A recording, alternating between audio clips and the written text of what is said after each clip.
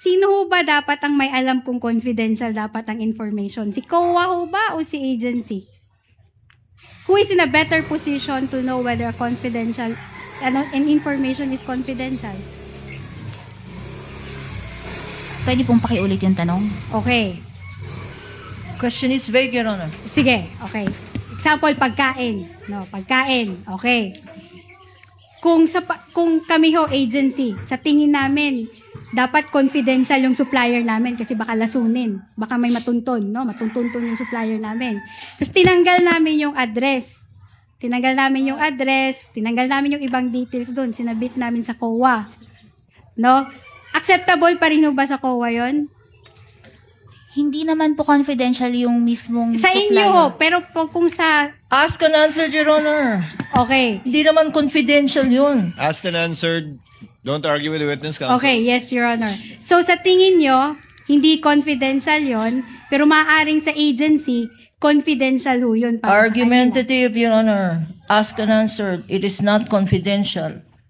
Move on to the kanila. next point, Your Honor, counsel. I'm asking for possibility, Your Honor. There is already ruling from the presiding officer. Move to the next point, counsel. Okay, so in short, kayo ho yung nagde-decide ngayon kung ano ho yung confidential na information at hindi.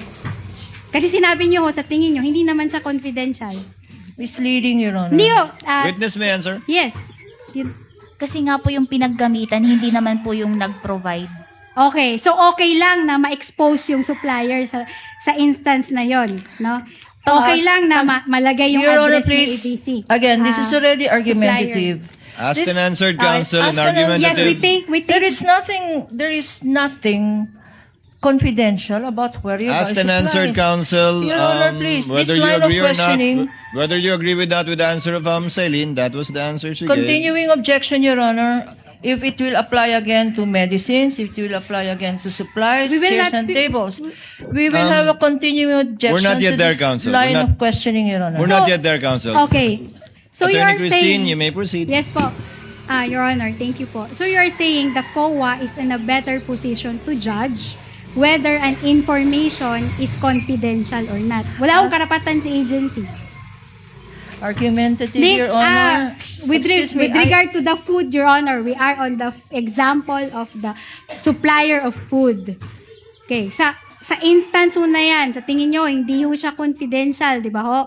So kayo ho yung mas nakakaalam na ito, you are in a better judgment sa bagay ho na yan. Kasi po dun sa food po, yung tao mismo na bumili, yun yung confidential. Ganun po. Hindi Hindi po ho yan yung tanong ko eh. Okay, the yung question tanong, is vague, Your Honor. yung tanong, Please, the Celine, question is vague. Celine, ang tanong sa'yo ay, may karapatan ba yung ahensya magsabi na ito confidential? Kayo lang ba ang may karapatan? Kasi I can actually answer. Tell me if you agree.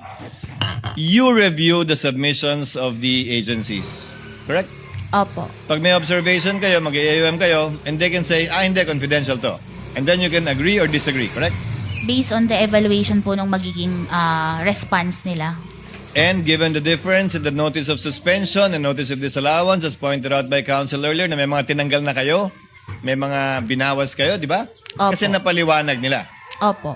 So, minsan sinasabi sa unang tingin mo, hindi confidential to, biglang nagpaliwanag sila, confidential yon, binawas nyo o binabawas nyo. Opo, based po sa evaluation ng response nila. Kung na-answer na po nila yung issues raised dun sa AOM or sa Na-answer or napaliwanag nila o nakumbinsi kayo na confidential ito. Therefore, hindi kailangan ng resibo o invoice. Opo. Tama?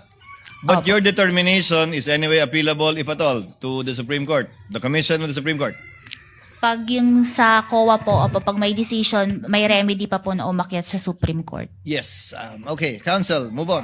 so in short, no, sa sagot mo na yan, ibig sabihin, kayo talaga yung nagde-determine na ito, hindi dapat to confidential. Kasi nga, kagaya nung supplies, medicine, and food.